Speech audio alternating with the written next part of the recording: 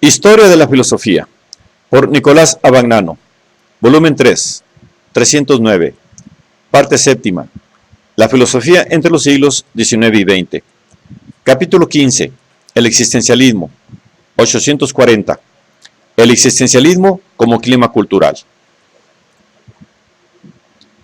El existencialismo es la única de las corrientes filosóficas contemporáneas que se presenta como la expresión de un clima cultural o que haya contribuido a formarlo. Clima que puede ser descrito negativamente como la crisis del optimismo romántico.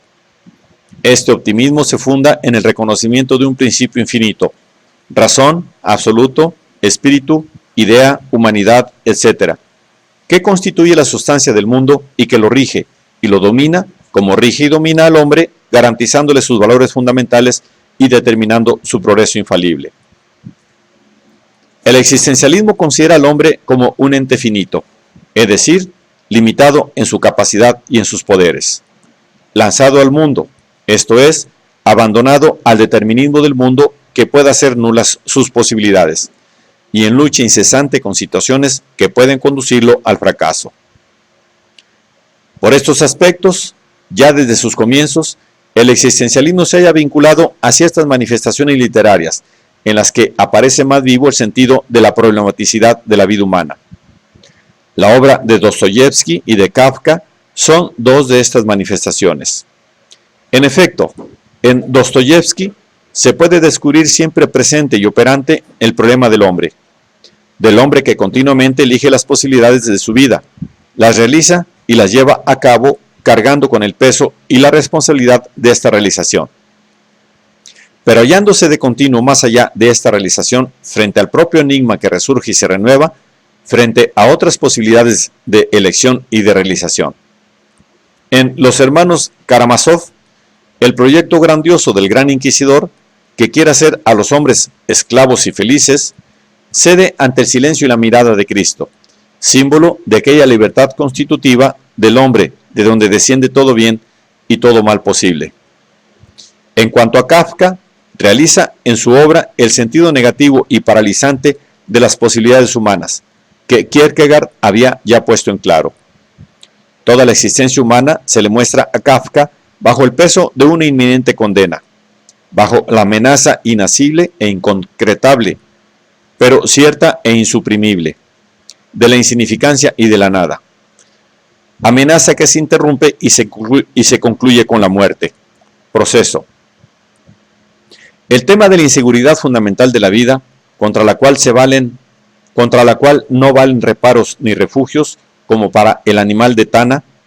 El tema de la llamada incesante a una realidad estable, segura, luminosa, que continuamente se promete y anuncia al hombre y continuamente le elude y se escapa. Mensaje del emperador Castillo. El tema de la caída en la insignificancia y en la trivialidad cotidiana, que le quita al hombre hasta su carácter humano. Metamorfosis. Todos estos temas son la expresión literaria de lo que el existencialismo trata de esclarecer conceptualmente en sus análisis. Después de la Segunda Guerra Mundial, el existencialismo aparece como el reflejo más fiel o la expresión más auténtica de la situación de incertidumbre de la sociedad europea, dominada todavía por las destrucciones materiales y espirituales de la guerra e inseguramente encaminada hacia una difícil reconstrucción. La llamada literatura existencialista, y en primer lugar la obra literaria de Sartre, constituye el anillo de enlace entre la situación de aquel momento y las formas conceptuales del existencialismo, que, no obstante, habían sido elaboradas en fecha anterior. En efecto, esta literatura se detiene en la descripción de situaciones humanas que llevan en sí mismas, muy fuertemente grabada, la huella de la problemática radical del hombre. He ahí la razón por la que subraya las situaciones menos respetables y más tristes, pecaminosas o dolorosas, así como la incertidumbre de las empresas, sean buenas o malas, y la ambigüedad del bien mismo, que a veces termina en su contrario. Estos temas se repiten también en la obra de Simone de Beauvoir. Esta, además de en su obra literaria, ha ilustrado el último de dichos temas en un escrito titulado Por una moral de la ambigüedad, 1947. También se tratan con mucha originalidad y fuerza en los escritos de Albert Camus, 1913-1960, el cual, en su obra El mito de Sísifo, 1943, ha visto en el héroe mitológico el símbolo del absurdo de la existencia humana desequilibrada entre las infinitas aspiraciones y la finitud y limitación de las posibilidades, que culmina en la vanidad de todos sus esfuerzos.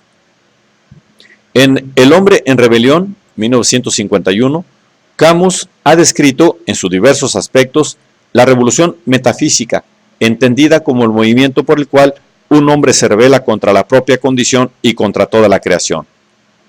El hombre en rebelión es el símbolo de un nuevo individualismo, por el cual nosotros estamos ante la historia y la historia tiene que contar con este entre nosotros estamos, que a su vez debe mantenerse en la historia. El nosotros estamos significa la defensa de la común dignidad humana, que no puedo dejar envilecer en mí mismo ni en los demás. Pero esta defensa no necesita, sino que rechaza cualquier forma de absolutismo.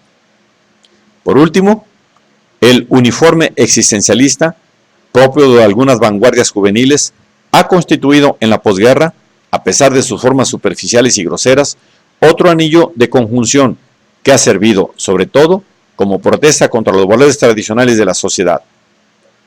Entretanto, dentro del existencialismo, maduraban los elementos positivos de una reconstrucción filosófica, en forma de revisión de los mismos instrumentos conceptuales de que antes se había servido el propio existencialismo. Revisión que, en los años siguientes, ha derivado hacia un cambio radical de las perspectivas abiertas del existencialismo. Como veremos, estas perspectivas aparecen ahora totalmente divergentes.